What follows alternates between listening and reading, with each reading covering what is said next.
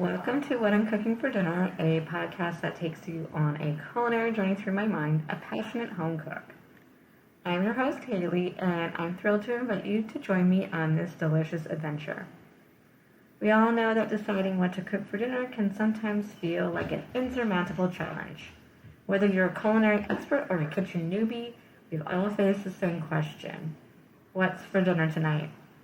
But fear not, this podcast is here to inspire and guide you. My focus ingredient this week is chipotle peppers and adobo sauce.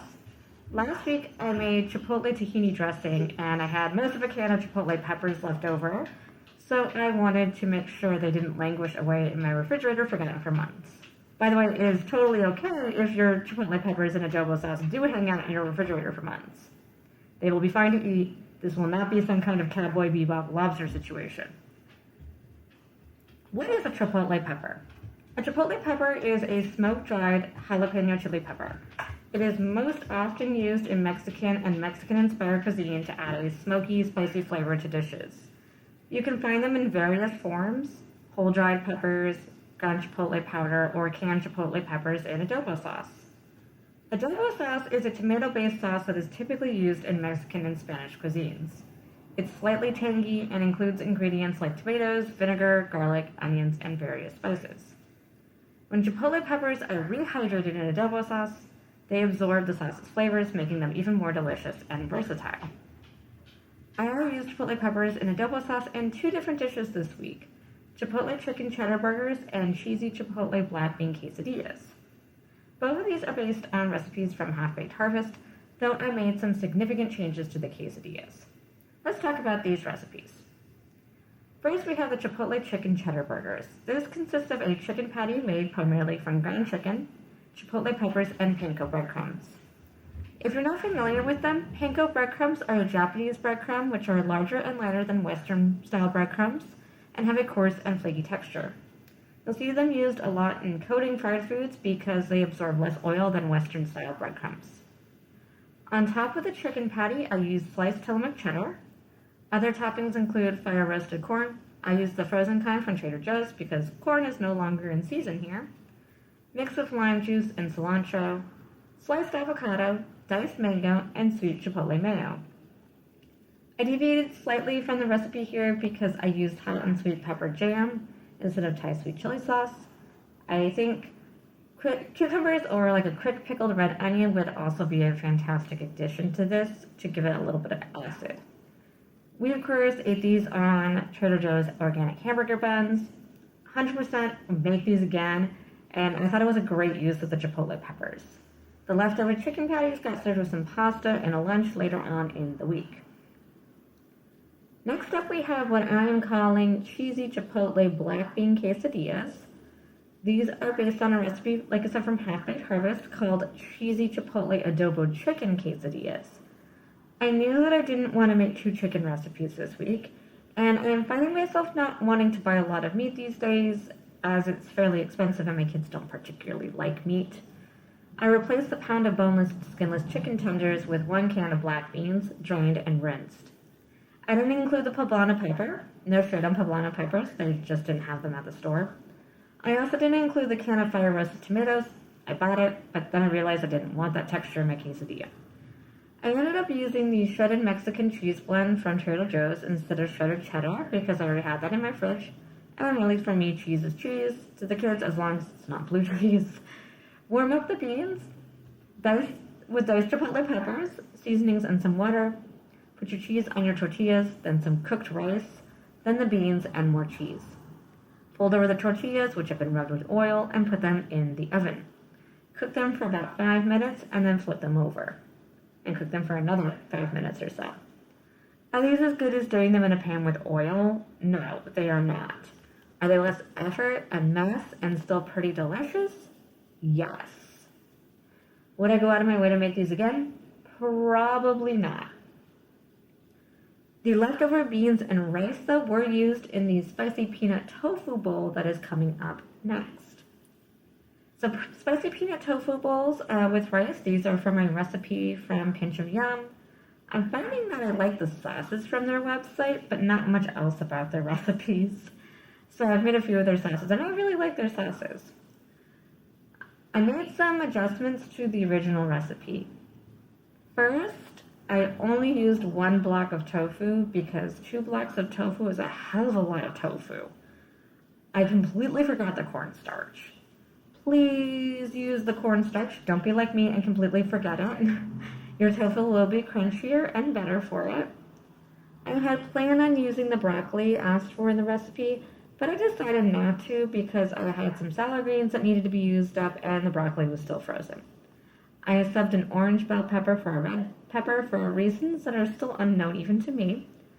I only used 1 bell pepper because the only person in the family who likes bell pepper is my husband, and he didn't even eat this meal. The spicy peanut sauce is what makes this meal. Of course, I could not make this as is because I'm always missing shit. I used the peanut butter, soy sauce, sesame oil, and honey, but I didn't use the garlic or ginger, and I substituted white vinegar for rice vinegar. I really do need to get some rice vinegar. I use it a lot, or I'm supposed to use it a lot. And fermented Calabrian chiles for the samba oleg because I didn't have any. And remember, we used the leftover rice and beans from the quesadilla also in this meal as a topping.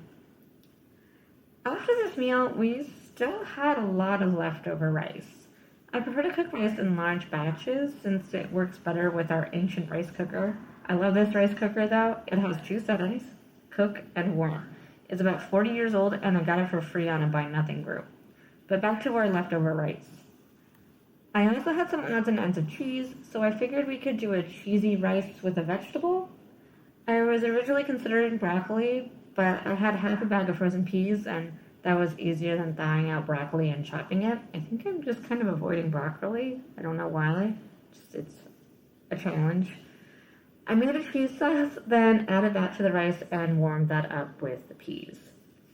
If you're not sure how to make a cheese sauce, you make a roux first, which is equal parts butter and flour, and then you add milk, you whisk it, and then you add in your shredded cheeses.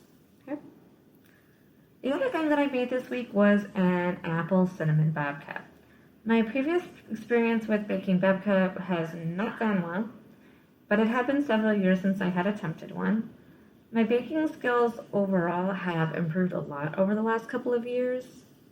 So how did I go about improving my baking? Well, first, I pay a lot more attention to the recipes and following them exactly. I make sure that if something needs to be room temperature, I get it to room temperature. Also, let's talk about room temperature for baking. Room temperature is a truly nebulous concept. What is room temperature?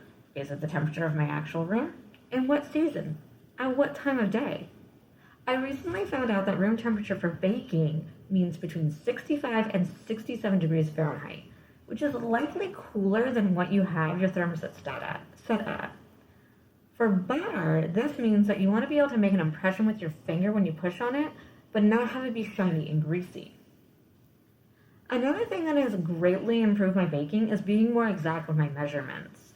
If you're planning on baking a lot, I highly recommend that you ditch volume measurements for dry ingredients and start using a scale with metric measurements. Sure, you can do the scoop and level with a cup of flour, but the weight of flour is highly dependent on a lot of different variables.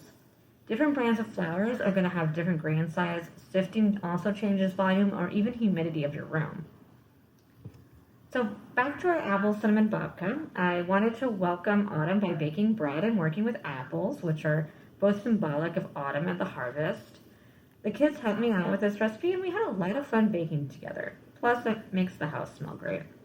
Before I get into the specific recipe, I think it might be good to talk about what a babka actually is.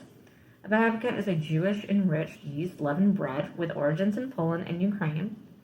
Originally, it was made with the leftovers of challah and braided with jams or cinnamon. The popular chocolate version is a later invention. It is typically sweet, though there are some savory varieties. I used a recipe from Sally's Baking Addiction. Sally's Baking Addiction is a great resource for novice and home bakers because her recipes are streamlined, easy to follow, and consistent. I don't think I've ever had a bake go wrong when I follow her recipes. It might not be to my taste, but that's a different thing than a bake being wrong. I wouldn't say that babka is a novice baker recipe. I would say that it's a good recipe for someone who bakes fairly regularly and is looking to try out something slightly more challenging. It's an enriched yeast dough, which means that it has butter and eggs, so it takes longer to rise. It also has a filling, which also adds to the rise time. This is a bake where you will need to have patience. The shaping was far less complicated than previous babkas I attempted, and the loaf we ended up with was massive. It was also absolutely delicious. The apples were perfectly cooked without being mushy, and provided a tart counter to the sweet cinnamon filling. Unlike the cinnamon rolls that I made last week, I did not consider this bread to be overly sweet or too rich. It was an absolutely perfect treat. The crumb was tender while also having that bit of spring that you get when you're making with a yeast bread that has some gluten development. And overall, I would highly recommend this if you want to try out making a babka.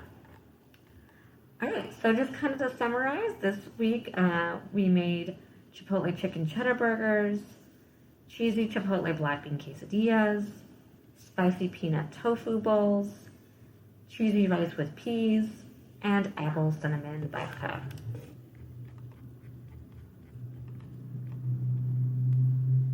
So that's a wrap for this episode of What I'm Cooking for Dinner. I hope you're leaving with, a mind full of inspiration and excitement for your next meal. So if you've enjoyed this episode, please consider subscribing to our podcast so you never miss one. And if you want to share your thoughts, recipes, or perhaps a story of your own, I'd love to hear from you. You can reach out by sending an email to whatimcookingfordinner@gmail.com. That's whatimcookingfordinner@gmail.com. I can't wait to read your messages and maybe even feature some of your culinary ventures in future episodes. And don't forget to follow us on Instagram at What I'm Cooking for Dinner for sneak peeks and delicious food photos and perhaps even some updates on upcoming episodes. Thank you so much for joining me. It means the world that you're actually listening. So until next time, happy cooking, everyone. Bye.